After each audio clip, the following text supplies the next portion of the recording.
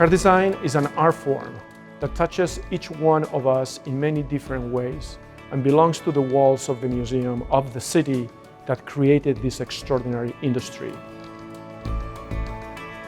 My name is Salvador Salor Pons.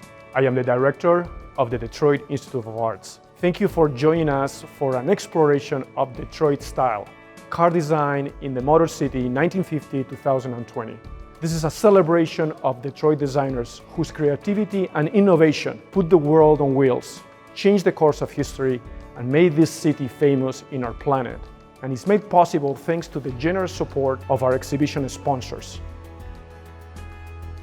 Major funding has been provided by the Ford Motor Company Fund, General Motors, and Mrs. Jennifer Ederle in loving memory of her husband, Mr. Terrence E. Ederle. Additional funding is provided by the Marvin and Betty Danto Foundation, FCA US LLC, the Suburban Collection, Jennifer and Ambassador David Fisher and Darcy and David Fisher Jr., and Consolidated Rail Corporation on behalf of William Milliken. Additional support is provided by Barbara and William U. Parfit, TCF National Bank, the Fisher and Company family, and the Friends of African and African American Art. Major funding for the exhibition catalog is generously provided by the Margaret Dunning Foundation. Our thanks to all these sponsors, as well as the many individuals and organizations who loaned objects for this exhibition. I hope you will come to the museum to enjoy Detroit style in person. The exhibition is free with museum admission, which is always free for residents of Macomb, Oakland, and Wayne counties. Reserve your time visit in advance at dia.org. Thank you, and we hope to see you at the DIA soon. The designers working in Detroit throughout this 70-year period created a group of cars that define an attitude.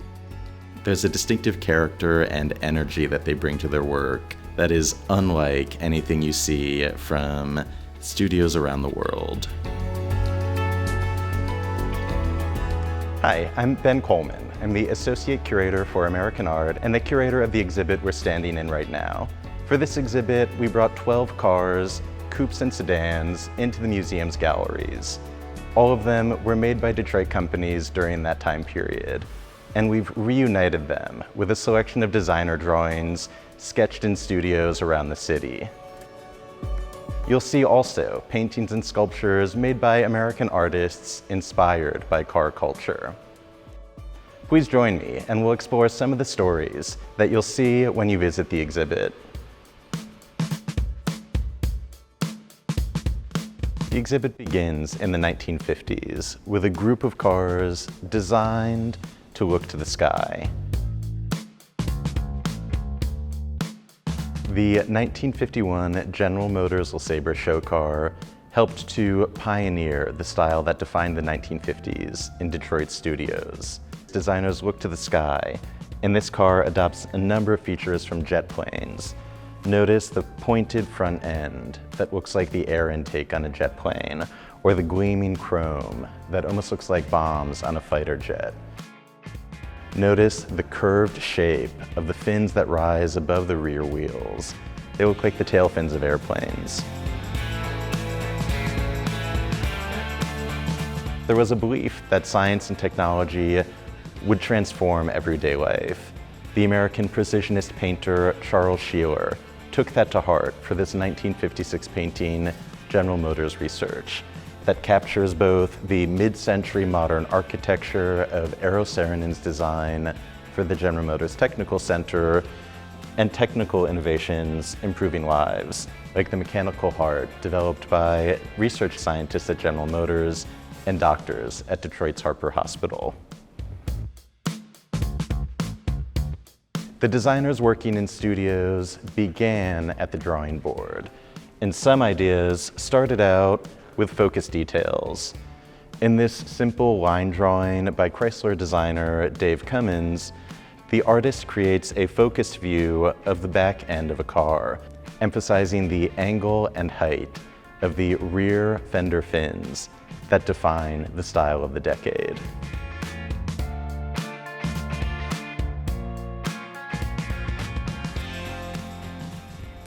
The General Motors Stingray Racer. It's completed in 1959 in a secret studio. Its low proportions and sharp angular features capture the rebellious energy and attitude of designers making cars for youthful drivers in the 1960s. It inspired a generation of Corvettes.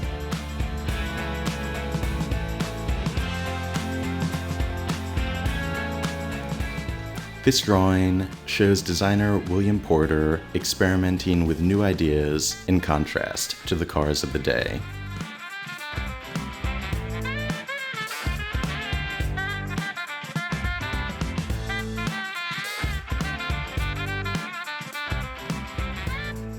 The American painter Ed Ruscha made studies of the everyday, humble architecture that he saw along the road. After taking photos of gas stations on a road trip, he made this monumental 1963 painting of a standard station in Amarillo, Texas, taking an everyday space and making it heroic.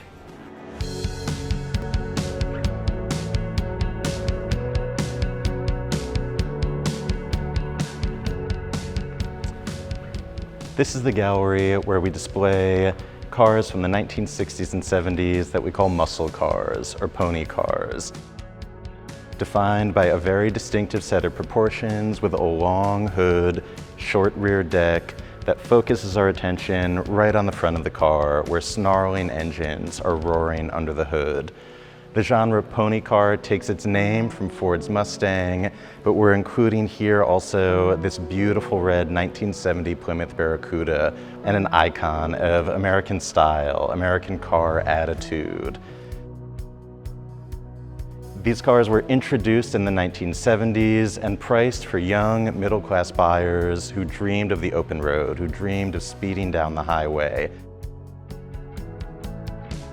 The designer Milton Antonick made this quick, informal sketch while working in a studio with clay modelers, sculpting the form that ultimately became the 1970 Plymouth Barracuda, and we see the exchange between paper and three-dimensional shape and details like the angle and crease of the rear end of this car.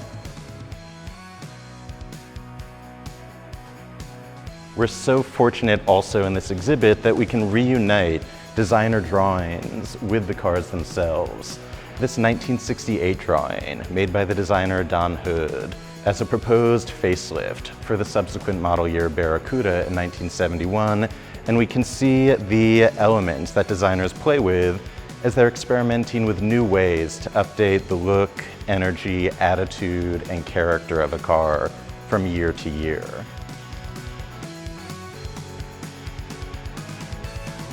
Now we're looking at cars from the 1980s, when designers used every tool they had to make cars that did more with less.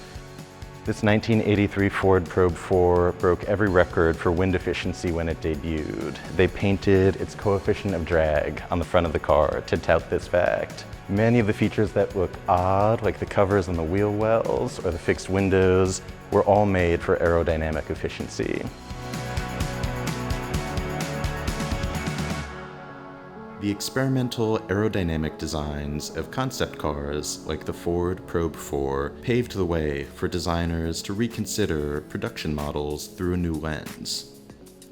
Here, designer Buck Mook imagines Ford's Granada with a sloping hood and rounded body. The painter Peter Kane began playing with the unexpected and unfamiliar cars that he saw driving down the street.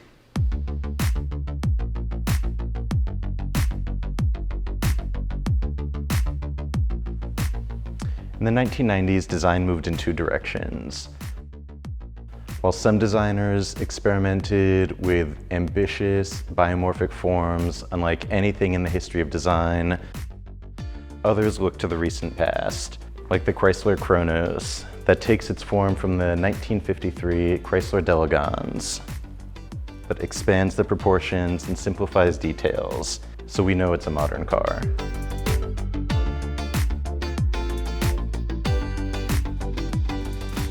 Young Detroiter Taru Lati created this abstract gestural sketch for a car proposal that became the 1992 Ford Focus concept.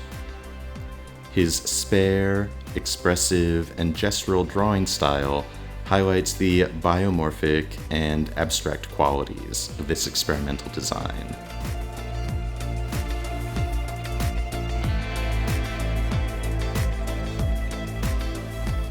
Although he never learned how to drive, as a born and raised New Yorker, cars were deeply meaningful as personal emblems for the painter Jean-Michel Basquiat. When he first became successful as a painter in the 1980s, his love for the music of the 1950s inspired him to purchase a vintage car from that era. This painting, Rusting Red Car in Kaua'u, is unique within the artist's work for the massive scale and expressive features that he gives the central red car.